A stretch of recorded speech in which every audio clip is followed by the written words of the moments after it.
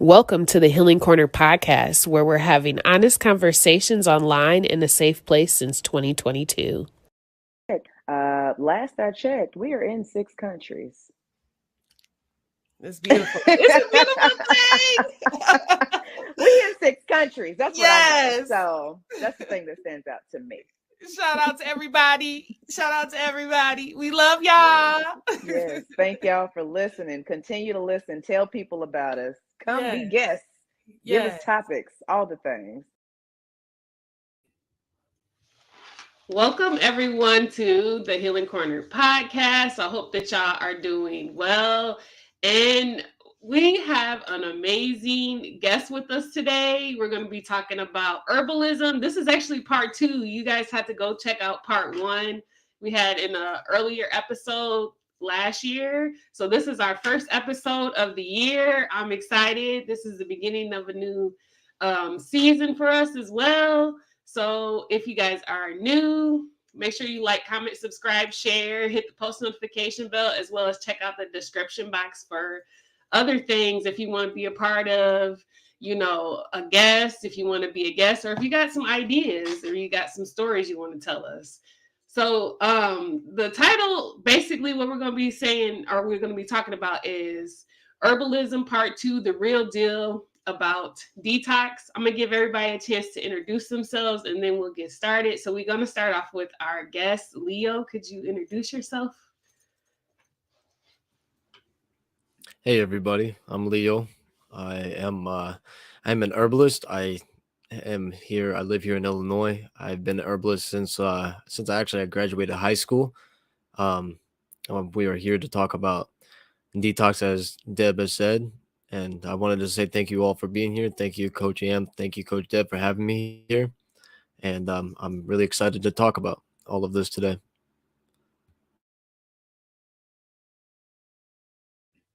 Okay, Coach Yams, you're next. Okay. Hey, everybody. My name is Yamana Mitchell. Everybody on the internet knows me as Coach Yams. And I am a life coach helping professional millennial women to live on purpose unapologetically and to stop doing shit out of obligation. So if you need help with setting boundaries and standing your ground and using your voice, holla at your girl. I also do virtual dance parties, but that's not what we're here to talk about. The final thing I'll say about me is that I'm one half of the Healing Corner podcast. We show up the second and fourth Saturday of every month. We love bringing these conversations to y'all. And so, yeah, Deb, introduce yourself and let's get this conversation going, baby. All right. Well, if you guys don't know who I am, I'm Coach Deb. So if you're interested in learning a little bit about me, check out debshealingcornerstone.com. Let's go ahead and get started. We are going to let Leo go ahead and start us off. What's the real deal? Tell us what the real deal is. Break it down to us. I know that you are an amazing herbalist, so I'm excited to see what you got presented for us. Go ahead and get started. Okay. One thing I want to say in my intro, I didn't introduce myself as my company, Conscious Healing. And through Conscious Healing is something where it was a platform I use to take on clients and I help individuals with a variety of health issues. So when these individuals come to me, they've been to numerous of people. Been in numerous of directions for different ways of being able to cleanse themselves, different ways of being able to heal themselves, to detox themselves. And usually when they come to an herbalist, it's kind of last resort. And so when you see individuals coming to you as a client, um, when they come to you, they're kind of aimless. Their sense of direction is aimless. And what you have to do is you have to help them be able to find out is what is really going on by way of understanding them on a way that most herbalists don't understand here. And this is what I'm simply trying to say is that when it comes down to detoxing, the reason we have to detox is because our vital organs are not working the way that they should. We have cold, depressed tissues. We have damp, relaxed tissues, damp, stagnated tissues. We have heat, excited tissues, dry atrophy, wind tension tissues. all of these tissues having a factor. And this is when the Western system comes in and calls it a disease, when really it's not a disease, it's a dis-ease. And so the really what herbs are supposed to be, we have it misconstrued here in the Western civilization that we are supposed to use herbs in a mass abundant amount, but we're not. Herbs are something that we're not supposed to take advantage of, but we're supposed to take kindly to. So, as an herbalist, we need to direct everybody. Really, the most important part to detox is the food that you consume. Okay. The food that you consume has the same phytonutrients and the same constituents that the herbs have in them as well.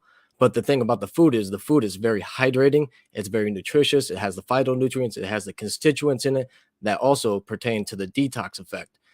But these foods, when you eat the proper foods, such as fruits and vegetables, things are hydrating, um, things that are have H3O2.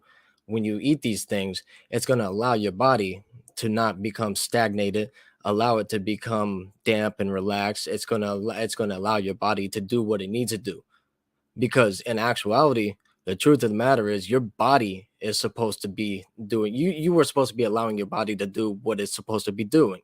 Your body was designed by the creator to detox itself.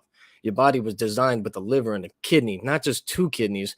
You have three kidneys. Your skin is your third kidney. If your nephron shut down because you have too much acidosis in your body, when you have too much acidosis, you have systemic blowback. When you have systemic blowback, then you have your kidney, your third kidney starts to take action, which is alternative route of elimination. This is by way of skin. Now you have detoxing starts happening by way of the skin. This is where we start to see people that have dry skin. You see people with eczema. You see people with rashes. Um, all these different things pertain to backing up your detox of organs, backing up, and that's a very good sign that you're consuming what you should not be consuming. I was just wondering if anybody had any questions. I do actually have a question. So with detox, and I know you said that we can do that with our foods. Is there a need or a recommendation to do more than just focusing on a balanced diet for like a window of time? Because I know that like Western culture and things that we've seen in pop culture, it's like a 10-day detox or whatever. So is there a window of time of specific things that one should do to detox in addition to the balanced diet, or is just the balanced diet enough?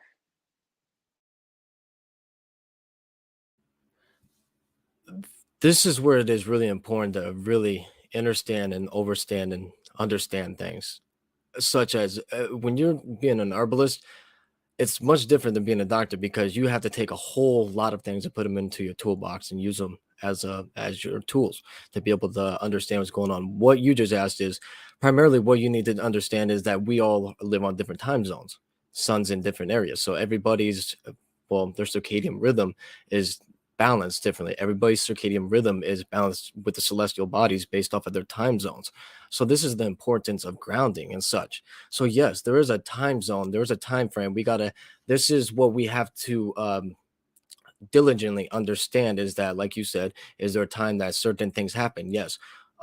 Your body, your detoxive organs, and your detoxive organs work primarily in the morning time between 12 a.m. and 6 a.m. This is when everything kicks on, when you're in rest. This is why you're resting. This is why you're supposed to stop eating at a certain time. So this way your body can digest and all the food that's in your stomach can pass through your stomach and not sit there for the next 8 to 12 hours that you lay there sleeping and ferment. So yes, you should, your circadian resets itself back at 12 p.m. So when your circadian rhythm resets itself, this is when we should indulge into, and not overly indulge, but indulge into something soft and gentle, because of the fact that when you start eating should be 12 p.m. You should stop eating at 6 p.m. So you should eat at high noon. The reason I say to indulge into something that is gentle is because when you stop eating at 6 p.m., now you haven't ate for the next 18 hours. You did an 18-hour intermittent fasting. Okay, so now that you've done this, now you need to approach your body with something gentle and light, something that's easily digestible, easily soluble. And that's why it's really good to just approach it with a fruit. And if you're gonna pick, if you're gonna eat apples, eat just apples for a couple hours. If you're gonna eat oranges, eat some oranges. Just pick something and stick with it. And so you go from there. Eat from 12 to 3. This is what I always tell my clients: eat from 12 to 3. Consume fruit. Eat something easily digestible, soluble. It's got a lot of H3O2. Fruit has, like we talked in the other video, fruit has a lot of energy. And then from 3 to about 6 p.m., consume your vegetables. You get your chlorophyll. You get all of your fiber. You get all your uh, simple amino acids, all of everything, all your phytonutrients, all the chemistry, everything. So stop eating at 6 p.m. So this way you allow your body to go ahead and break everything down that's in your stomach, and then it passes through. And now by about 9 o'clock, this is when we should all lay down about 9 o'clock. It doesn't mean that we should go to bed, but we should all lay down at 9 o'clock. We should all lay down, relax, turn the TV off. And this is part of detoxing as well that we don't understand. Laying down and decompressing from the whole entire day. We don't understand. I don't believe in gravity, but we don't understand the fact that as we're walking around, we have the weight of our bodies, of our vessels weighing down on top of us, on top of our spines, on ligaments and tendons. We do things that we shouldn't be doing. There's servers out here, doctors and police officers, people on their feet, throughout the days. And so detoxing is part of coming home and just relaxing, clearing your mind, and allowing yourself to just be one before you pass over. I'll go ahead. Anybody got any questions? I wanted to say something because I know you said something about the fruit. Like basically, when you first start, just stick with that fruit. So is that for like the day?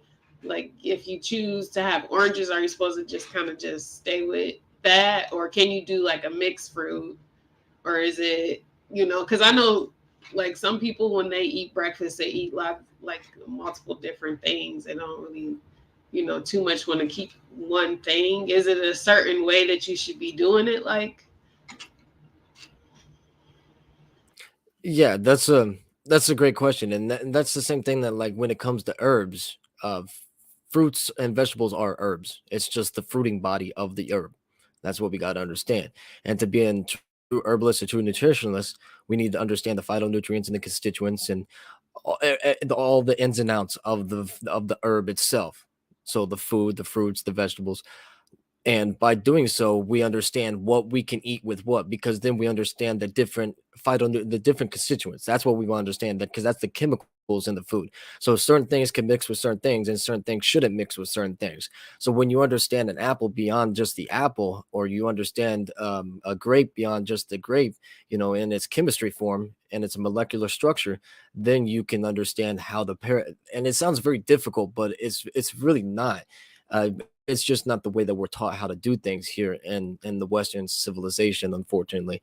But we could definitely start to make this a lot simpler for ourselves if we, instead of going and reading all these different resources, because nowadays all the books are just various opinions from, I mean, everything was swapped over in the 1920s by the Rothschilds, but we won't get into that. And it's just, so now everything is just very opinionated.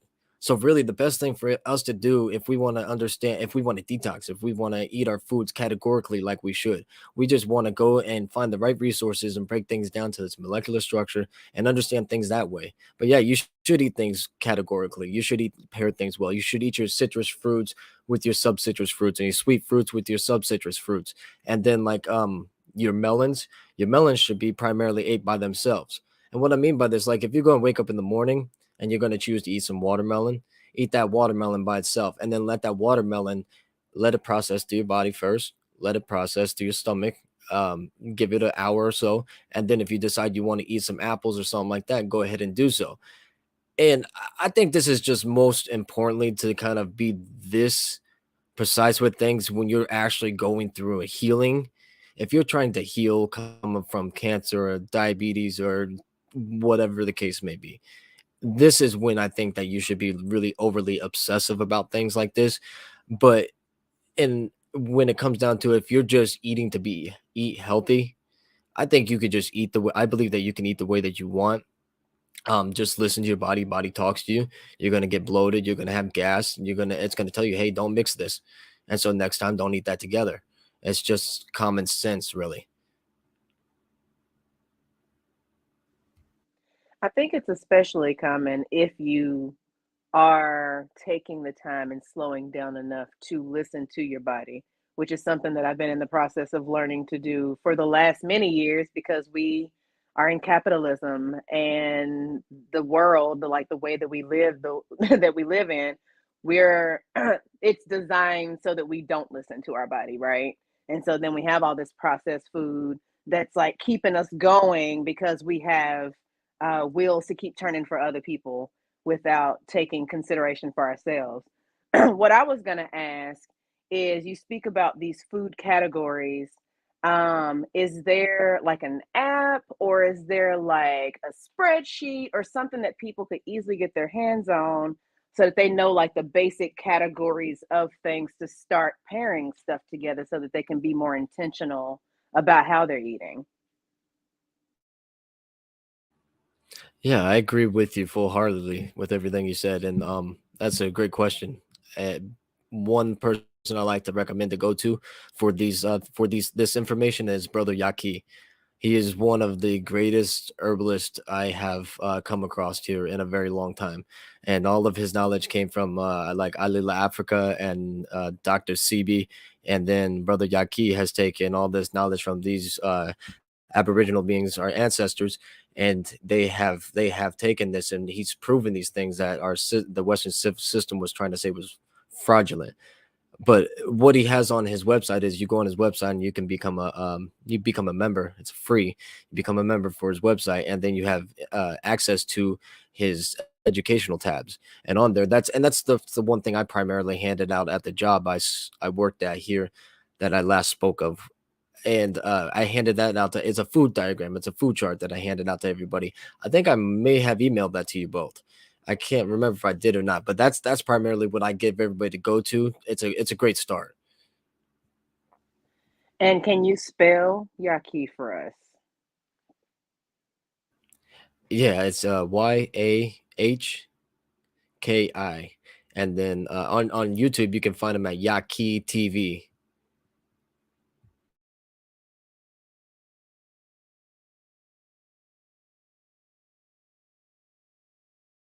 Okay.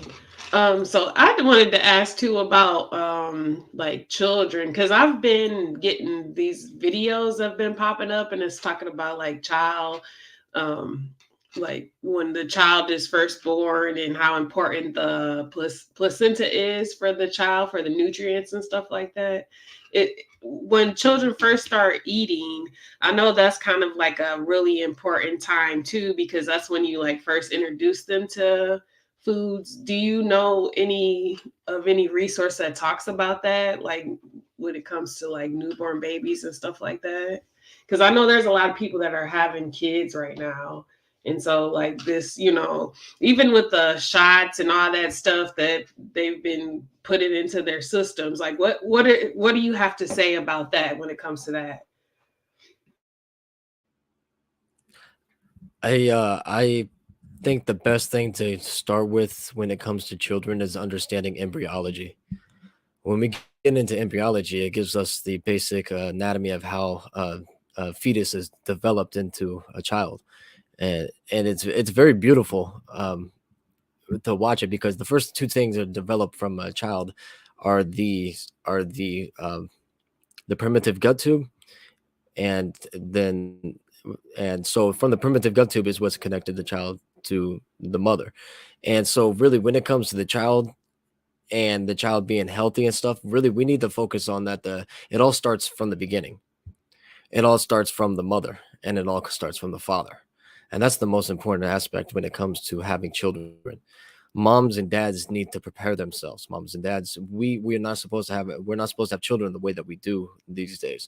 We just go out here randomly just mating, and kind of that's just way I'm gonna look at it, is just we're out here mating and just having babies all over the place.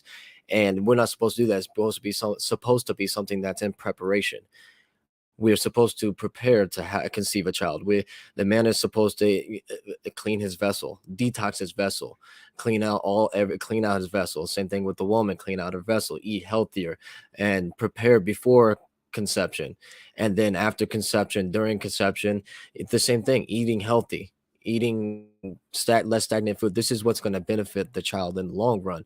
And not only is it going to benefit the child, but it's also going to benefit the mother as well when she is giving birth to the child.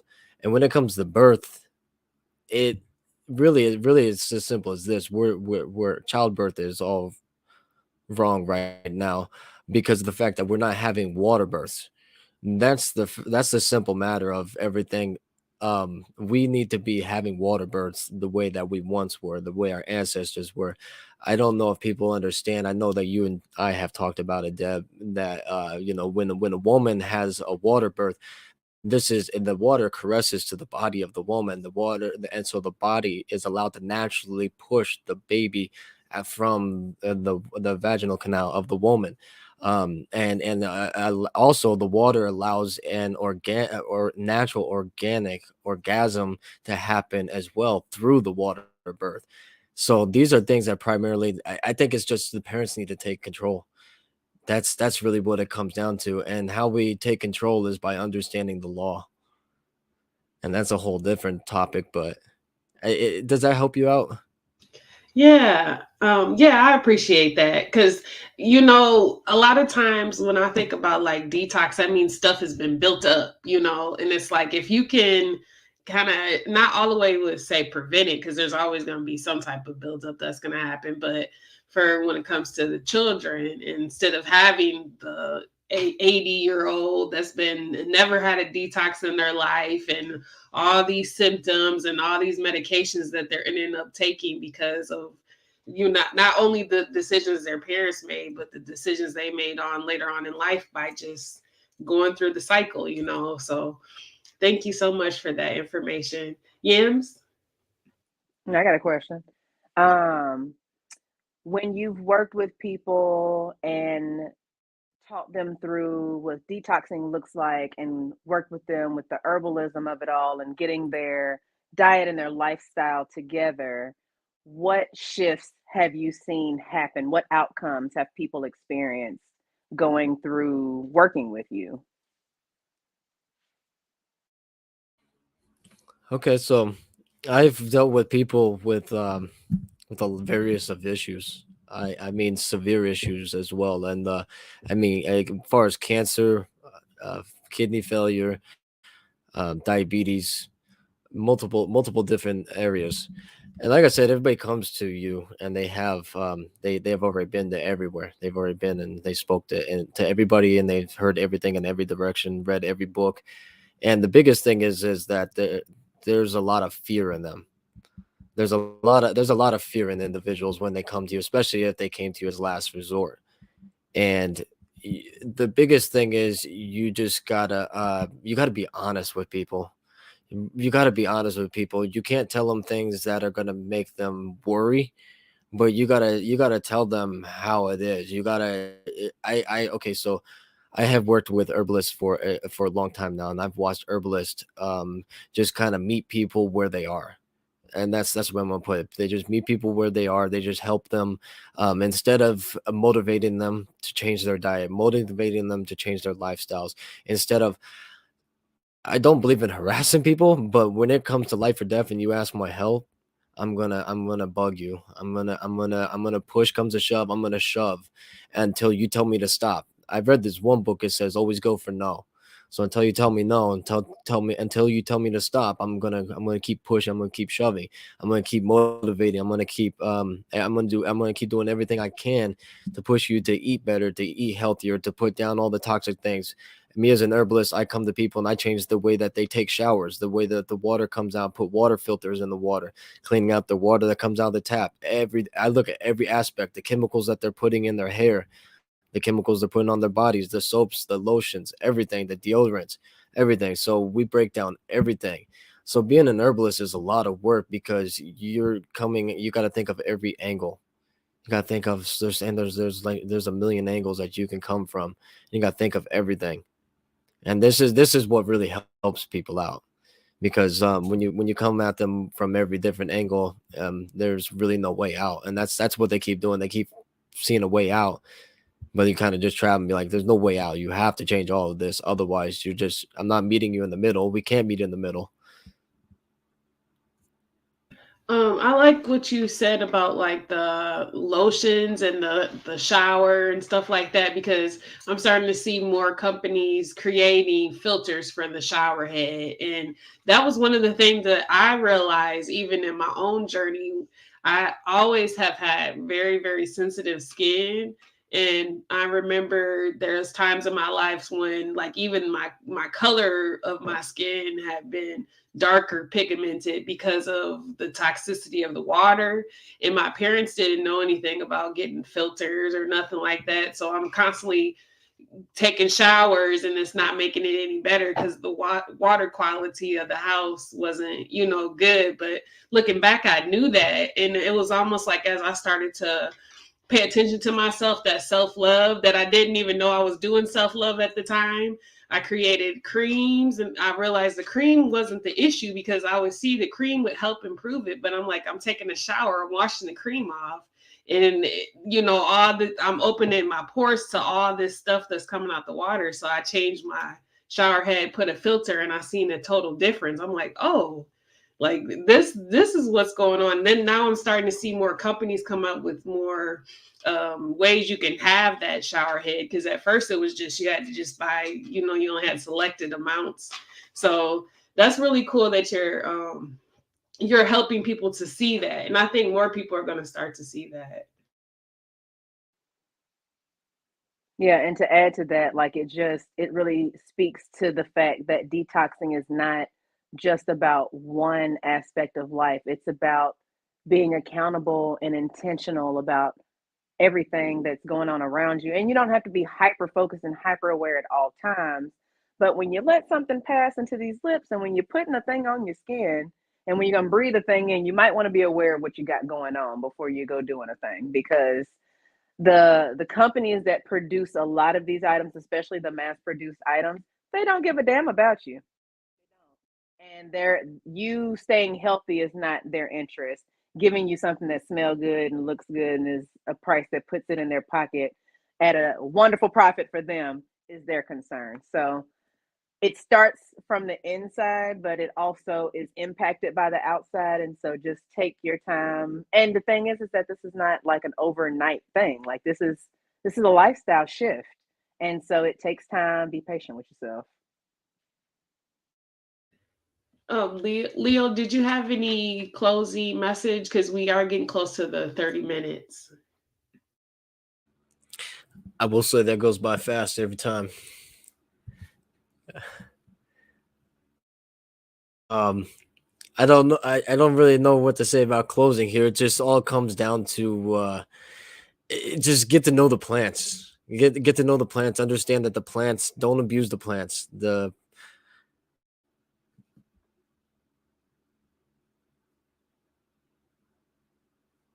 grapeseed oil, absolutely, absolutely. But everything has to be used in quantities. Everything needs to be used in quantities. Everything does not need to be abused and overused.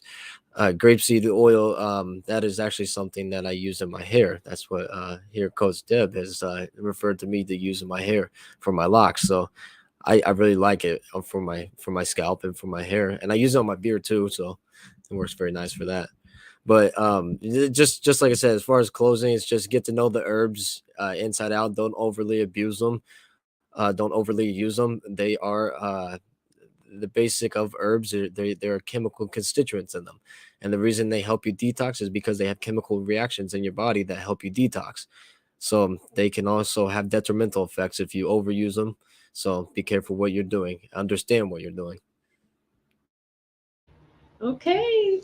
Well, Yams, do you have any closing messages or anything or thoughts that you want to leave us with? Um, I just say, like I said before, just be patient with yourself. Take your time. I can speak from personal experience. I have a lot of allergies now, food allergies specifically, but it has made me very aware of the various names that a lot of things take on. And so just being more aware of what is in products, and just slowing down and taking time to, try to go with the most holistic option, the option with the least ingredients, like just being very cognizant in that way is, I think, how we start to really make a shift and how we, show up for ourselves. So that's what I got. All right. And then I do want to say shout out to our viewer that was in the chat. We appreciate the love and support and the questions. So definitely stay tuned. We are back here for the second and the fourth Saturday of every month. So if you're interested in checking us out on our next episode, we'll be doing that here. What date is that? I believe that is Yams, you usually are good at this one. Is it the before Groundhog's Day, the 26th? It is the Or no, 27th. 27th. Okay, so yeah, definitely check us out. January 27th will be here. Thank you, Leo, for taking the time to give us your knowledge and give us a little bit of information. Hopefully this helps you guys. We really definitely appreciate you guys. Make sure you like, comment, subscribe, and share the video as well so that someone else can get this knowledge as well. But until next time, we'll talk to you guys later. Bye.